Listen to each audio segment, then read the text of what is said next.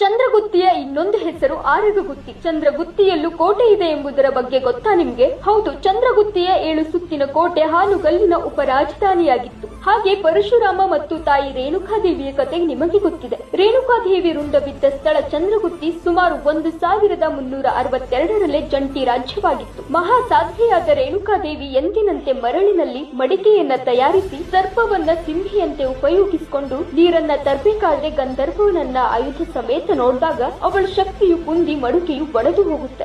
ಇದರಿಂದ ಅನುಮಾನಗೊಂಡ ರೇಣುಕಾದೇವಿ ಪತಿ ಜಮದಗ್ನಿಯು ತನ್ನ ಮಗನಾದ ಪರಶುರಾಮನಿಗೆ ತಾಯಿಯನ್ನ ಕೊಲ್ಲುವಂತೆ ಆಜ್ಞಾಪಿಸಿದನು. ತನ್ನ ತಂದೆಯ ಮಾತನ್ನ ಮೀರ್ಲಿಕ್ಕಾಕೆ ಪರಶುರಾಮ ತನ್ನ ತಾಯಿಯನ್ನೇ ಕೊಲ್ಲೋದಿಕ್ಕೆ ಸಿದ್ಧವಾಗ್ತಾನೆ. ಆಗ ತಾಯಿ ಭಯದಿಂದ ಓಡತೊಡಗಿದ್ಲಂತೆ. ಗಿಡ ಮರಗಳಿಗೆ ತಗುಲಿ ಆಕೆಯ ವಸ್ತ್ರಗಳು ಹರಿದು ಹೋದವು. ಆದ್ರಿಂದ ಆಕೆಯು ಪವಿತ್ರವಾದ ಬೇವಿನ ಸೊಪ್ಪಿನಿಂದ ತನ್ನ ದೇಹವನ್ನ ಮರೆಚಿಕೊಂಡು ತನ್ನನ್ನ ರಕ್ಷಿಸಿಕೊಳ್ಳೋದಿಕ್ಕೆ ಅಲ್ಲಿದ್ದ ಗುಹೆಯಲ್ಲಿ ಅಡಗಿಕೊಳ್ತಾಳೆ. ಪರಶುರಾಮ